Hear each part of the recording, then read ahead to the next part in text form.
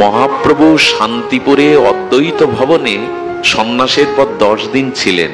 এরপর যখন গৌর চলে যাচ্ছে তখন দেখছে আকাশ কাঁপছে, বৃক্ষ কাঁপছে, বাতাস কাঁপছে, পাখিগুলো কাঁপছে। সমস্ত নবদ্বীপ শান্তিপুর বিরহ শোকে কাতর। কিন্তু অদ্বৈত আচার্য বুকে হাত দিয়ে দেখছে আমার গৌর চিরদিনের মতো নবদ্বীপ বিদায় নিচ্ছে, আমার চোখে জল নেই কেন? আমি কেন কাঁদতে পারছি না? আমি কেন কাঁদতে পারছি না?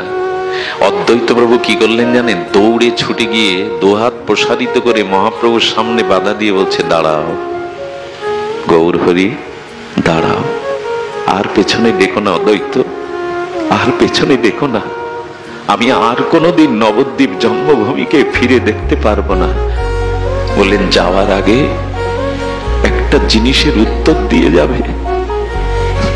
তোমার বিরহে, তোমার শোকে বৃক্ষ লতা পাতা, গাভীগণ, পশু পাখিগণ, নবদ্বীপের সবাই কাঁদছে, কিন্তু তোমার বিদায়ে আমার চোখে কেন দুফোঁটা অশ্রু নাই? আমি কেন কাঁদতে পারছি না? জবাব দাও।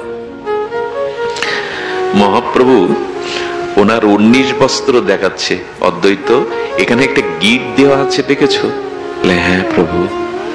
তুমি আচার্য, তুমি গৌর আনা, আমাকে তো তুমি এনেছো কেঁদে কেঁদে। আমার যাওয়ার পরে গৌর ভক্তদের প্রাণে কে বাঁচাবে? তুমি বাঁচাবে। তুমি যদি কাঁদো, তুমি যদি ক্রন্দন করে ভেঙে পড়ো, সচিমাকে, নবদ্বীপ ভক্তদের কে বাঁচাবে? তাই তোমার কান্নাটা আমি গিট দিয়ে বেঁধে নিয়ে চলে যাচ্ছি, তোমাকে আমি কাঁদতে দেব না।